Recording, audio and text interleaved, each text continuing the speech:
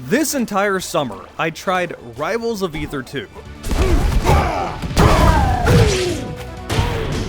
Hey, Jarek Blood Dragon here, and if you're deep into the rival scene, you probably know me like this, but you more likely know me like this. Hello and welcome to Top 8 Rivals of Aether 2 at Portland Retro Gaming Expo. We made it, we're here, we're at the end of the weekend. Top 8 is real stacked. I'm going to be Jarek. I'm Pride. We're going to be your commentators for today. Why aren't we just adding Cake and ZB to the game? Maybe we got him a force burn skin for Cake, and like all the smoke is just his face. Just a bunch of pictures of his face. That is terrifying. And so Crags Rock is ZB's face? They need their own catchphrase. Every time you throw the rock, it has to scream at them. Just ZB's voice screaming. Yeah, when ZB gets a command grab, no free will. Yeah, so if you didn't figure that out, I've been deep into the rival scene for a long time now. But I realize most of my viewers on this channel probably have no idea about that side of my life. And if you're coming here for a review, you might not even know who I am. So what's my involvement in Rivals before I even get to the review? I promise I'll try to make this brief, but I've been doing this for a long time, so if it goes long, I put chapters below. Like many of you, I grew up playing a lot of Super Smash Bros. Melee, but I didn't really get into competitive platform fighters until I started getting into Project M. Well, Nintendo did what Nintendo does best and tried to kill PM, shoving it underground. They did this at the exact same time that the original Rivals of Aether came out, back in 2015. Had the stars not aligned like this, I might have not even given Rivals a shot. Now look at me, 9 years later, still playing this game, having an unhealthy amount of hours into the game. But Rivals 1's release was pretty important because we didn't really have many alternatives to Smash games, let alone games that came out on PC with an online netcode. Not a great one on launch, but it existed. I've been playing Rivals at a pretty high level ever since. Not good enough to really win a major or a regional, but good enough to hold my own against top players and make top 8 at regionals.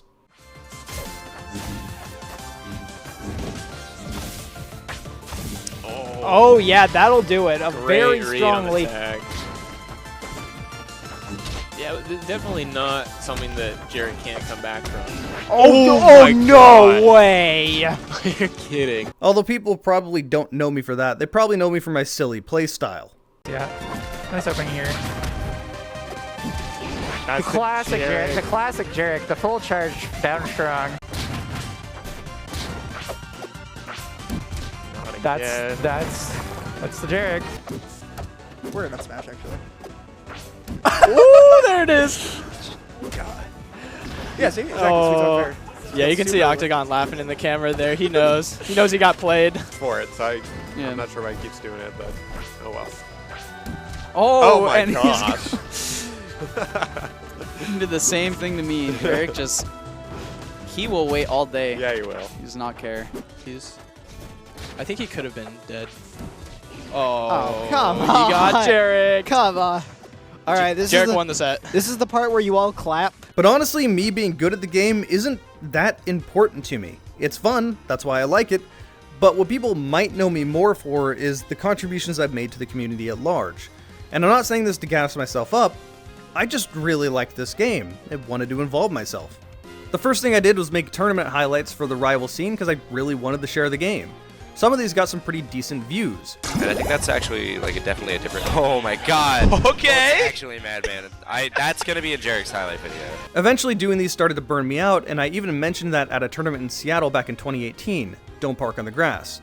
The devs overheard me and decided to start paying me to make these tournament highlights.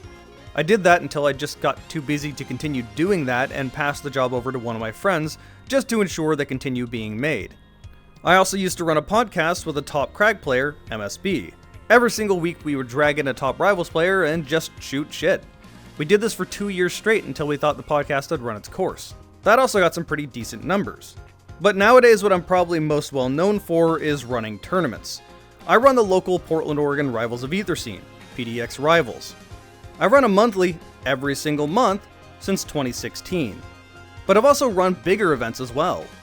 I ran the original Crest. You know, rumor has it, Edlis actually just... Oh, the Shmi! The first Shmi! Bounce off Shmi! That's the first Shmeat of the night. Remember, Over 4. I was over 4 for Schmid. I was over 4 as well. 3 I and was under. under. I was 3 under. and under I is didn't Walker. bet. Oh my god! Back in Blood 4, Back in Blood 5. Major upset. Yes, if you heard of that, that was an Ultimate and Melee major, as well as a Rivals major. I was in charge of the Rivals side. It's still the biggest Rivals event, attendance-wise, in Pacific Northwest history. That includes Oregon, Washington, and BC, Canada. I ran Rivals at Ghost Town, Rivals at Side Quest, I ran Rivals 2 at Ghost Town 2, I ran Rivals 2 at Crest 3. And by far the biggest, most stressful thing I've run is Rivals 1 and 2 at Portland Retro Gaming Expo just last month. We had 2K in a prize pool, the convention flew out top players from New York and New Jersey. We had this awesome stage, an awesome venue at a retro gaming convention. This event is probably the best event I've ever run. You can't see it, but I'm smiling right now. Seriously, I'm really happy with how that event turned out. It was very stressful planning it, and we got something special going on. We already know the dates for next year, and it's definitely going to happen again. Okay, but why am I telling you any of this? Why does this matter? Well, 2 reasons. It's totally reasonable to want someone that actually has experience in that fighting game to talk about the fighting game when they're reviewing said fighting game. Your experience playing a fighting game after 1 month is going to be very different than after 1 year. And even after 1 month is very different than after 9 years, as with the original Rivals. I guarantee you we're going to be looking at this footage and say, wow, we were really bad back in the day. But the second reason is more important. That's because this is a unique situation. Usually when you make a review, you only get a couple of weeks to really get acquainted with the game before the video has to go live. In this case, we've been playing Rivals 2 literally all summer. I ran a regional back in spring, yet the game came out today, and we already have a lot of experience with it. I probably have more experience with this game both as a player and a tournament organizer than anyone else making a review of this game, unless they happen to be a beta tester or a top player. And again, that's not to gas myself up. I have pretty good results, but I'm not a top player that's really threatening to win one of the regionals or majors I'm running. I placed 13th out of 40 or so at Ghost Town 2, which is a pretty decent result, and I got 9th at PRGE, the event I just ran with that big stage. One set away from top 8, but pretty much around the same place I was in the first game. Hold my own against top players, but not really a threat to win the entire major. I'm better at doubles, where I've literally never gone below 4th place. Hell, since the pandemic I haven't gone below 3rd place.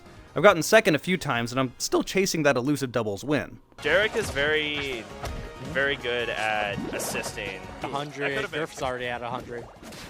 Oh! Immediately, first stock save. I don't know. They could do more. They could do better. Oh, what a save! Was that on purpose? There's no He's way. such a There's brainiac! absolutely no way that was on purpose. That was absolutely on purpose. Goodbye. You thought you could teleport to me? Oh, the night. That was the save almost from. Oh! This game is going by so fast. It is Bro, so they fast. are in sync. Doubles is just more fun to me, but maybe that's just me. It also probably helps that I'm genuinely really good at it, but that's beside the point. Jarek doing a good job moving around. I like that. I like it. Jarek plays so much different on doubles. It's like he tries. I did the thing I said I wasn't going to. I rambled too long. Let's talk about Rivals 2. The first thing we need to approach are the graphics. Rivals of Aether 1 was a pixel art style game. Now, it's subjective whether you like pixel art or 3D more. I personally much prefer 3D, and I know majority much prefers 3D. Some people have been a little bit sad they moved on from pixel art, but man, this is just a really good looking game. Especially after you've been staring at this for the last 9 years. It's not to say Rivals 1 is a bad looking game, but what a glow up. It really reminds me of huge graphical generational leaps that we used to have in consoles. Seeing the improvement between N64 and the GameCube, for example. Or more recently, seeing the huge jump between Half-Life 2 and Half-Life Alyx. Now, don't get me wrong, I am definitely well aware that Rivals 2 isn't the next Crysis or something like that, but it doesn't have to be graphically photorealistic to look really good. Especially when it comes to these animations. Everything is incredibly smooth. Again, it's just wild to see these characters you've seen in pixel art form for so many years fully moving in 3D. It gives you a real sense of scale, almost like playing a VR game for the first time. And again, I just want to say these animations look really smooth, especially the character windscreens. But by far the best thing about the graphical overall is an engine that's not held together by duct tape. Rivals of Aether 1 started as a single-person solo passion project. It ran on the GameMaker engine. The GameMaker engine was not meant to do any of this. Yet somehow, that team turned Rivals of Aether into a competent platform fighter with rollback netcode. I have no idea how they managed that with Game Maker, held together by duct tape and spaghetti code. The stuff would also cause massive headaches when it came to running tournaments. Constantly having to restart the game to get controllers working, random FPS explosions for seemingly no reason, sometimes requiring entire computer swap outs. I love the game, but it certainly wanted to be picky at times. Rivals 2, however, runs on Unreal. And in my experience running events, the game just works. Plug in a controller, play right away. They even made it so that Mayflash runs on the Wii U Switch instead of the PC Switch on the back so that Steam doesn't try to override all the controllers. Like, I can't emphasize this enough. Just being able to plug in your controller and play without having to worry about anything feels so nice after so many years of fucking around with Rivals 1. Also, I'm sure we're probably going to get a lot of modding out of it. Everyone knows what they're doing with Unreal at this point. Performance-wise, it seems to run on pretty much everything. You have graphic settings to tone these down as much as you need, and what we did at tournaments is that production would bring in 2 tower desktops for stream, but all of the other setups behind the scenes were people just bringing in their laptops. And I can thankfully say that the netcode is so good in Rivals 2. I was really wanting to stress this netcode out, because yes, you can play 1v1 with your friends and that seems to work fine. I don't really notice I'm online 99% of the time, but again, I wanted to push it more than that. So I got into a free-for-all match with my friend over in Hawaii while I live in Portland and playing people on the East Coast in New Jersey. My friend from Hawaii and my other friend on the East Coast are almost 5,000 miles away, halfway across the Pacific Ocean and across an entire continent. This was still very playable. So yes, Rivals 2 is using SnapNet, which is server-based rollback netcode, which is fantastic. Okay, but what about the single player? What about the story? Well, as of right now, there's not a whole lot. The single player mode we have are challenges much like we had in Super Smash Bros. Melee. But that's it, that's all you're really getting on launch. A full suite of single player stuff will be coming, just not right now. Okay, so then what about new content? If a lot of the content isn't there, is that still worth it? Well, the game's only $30 instead of the typical $60, and everything being added into the game is 100% free. Yes, that includes DLC characters, just free.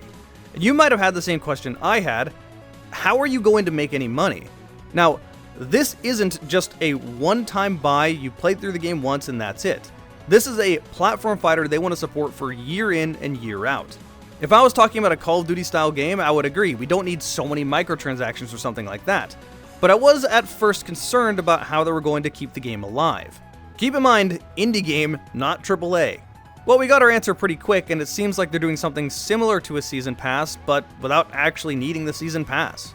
Everything they're adding is just cosmetic and 100% free, and if you happen to miss the season that cosmetic was in, well, you can just unlock it afterward. You will get in-game currency as you play, and you can just buy stuff in the store.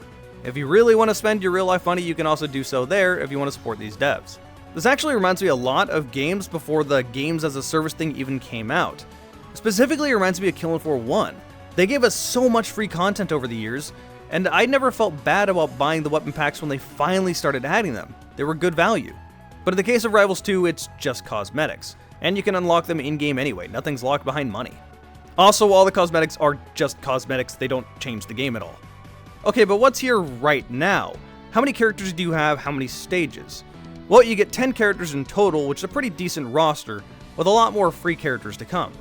These characters range from rushdown to heavies to floaties to aerial combo characters to pseudo-zoners. This isn't really a zoner. Right now, the only thing we're really missing in the game is a proper zoner, so I'm expecting Absa to be the next character that's released.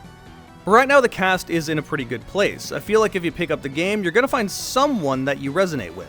How do you pick your character? Well, I can't really tell you that. Just choose some characters, play them for fun, and see what one clicks you the most. As for these stages, I actually like them quite a lot. Not you. There's a good diversity in what people are going to be picking. However, the thing I did find odd is that there's no FD style stage. I know some people really hate FD, so you might be cheering right now, but you might also be a bit sad, depending on who you are. An interesting thing I noticed while running tournaments for Rivals 2 is that the default go-to starter changed. In Rivals 1, everyone seemed to go to Merchant Port right away. In Rivals 2, everyone's going here.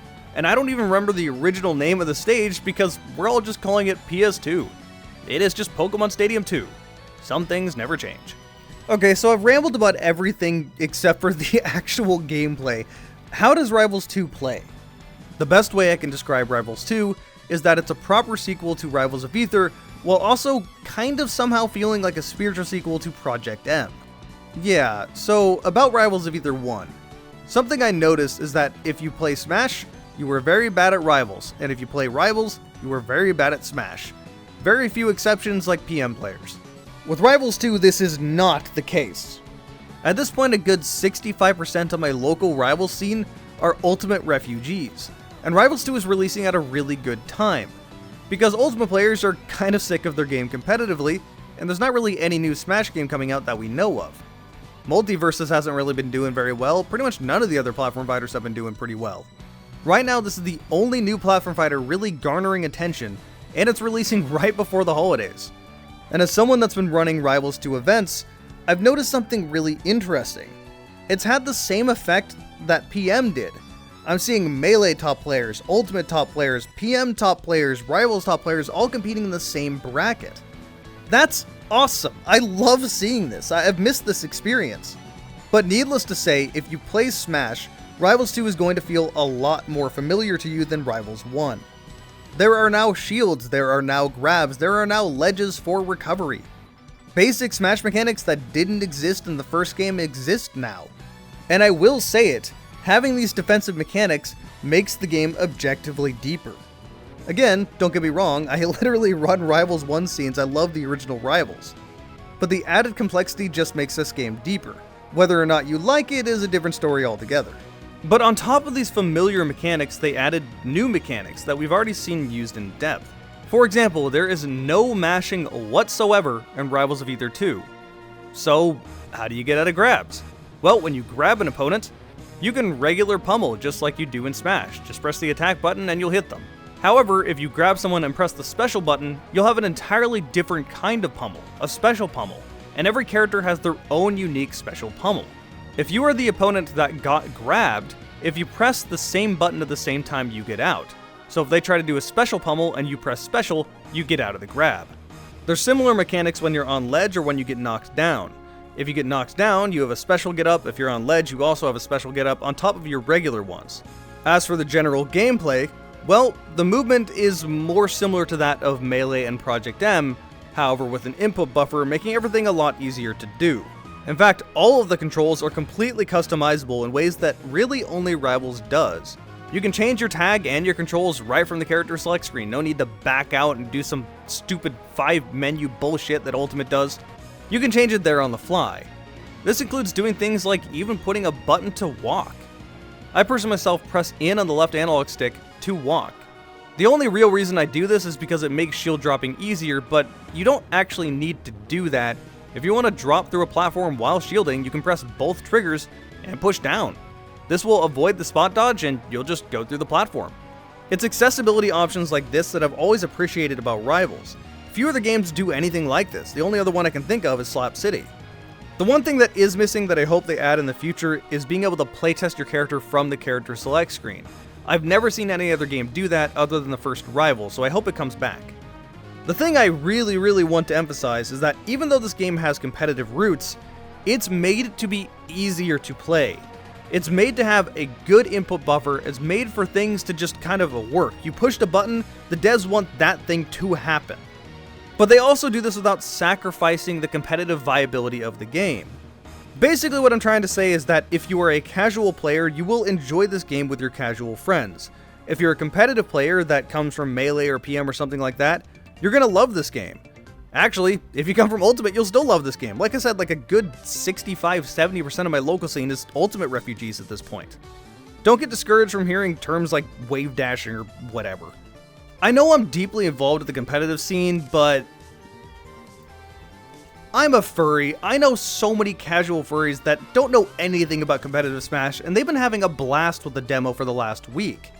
Fun fact, going to furrytrashsmash.com redirects you to the official Rivals website. Okay, so how about balance? How does the game feel when you're actually playing it? Is it super frustrating against certain characters that are broken and need to be nerfed to hell? Not really. It's kind of around where Rivals 1 was. That is to say, this balance is absolutely not perfect, and some characters do need to be toned down, but there's no characters that are really completely awful. The worst you get is maybe C tier, probably B tier more likely. All these characters are viable in one way or another. I think everyone's going to agree that Maple is a better character than Loxodont, but Loxodont isn't unplayable. This is also very early in the game's lifespan, so things will also get more balanced as time goes along. Seriously though, nerf Fleet though, I hate that character.